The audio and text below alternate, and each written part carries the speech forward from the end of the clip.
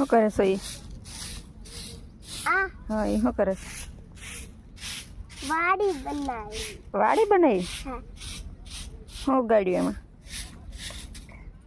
વાડીમાં ઉગાડવાનું છે. ઉગાડવાનું છે? ફૂલ.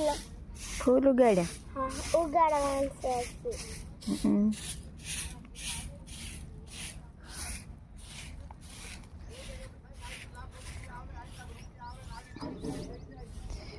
બેને વાડી બનાવી, તે શું કર્યું? ભઠ્ઠો. ભઠ્ઠો? હા.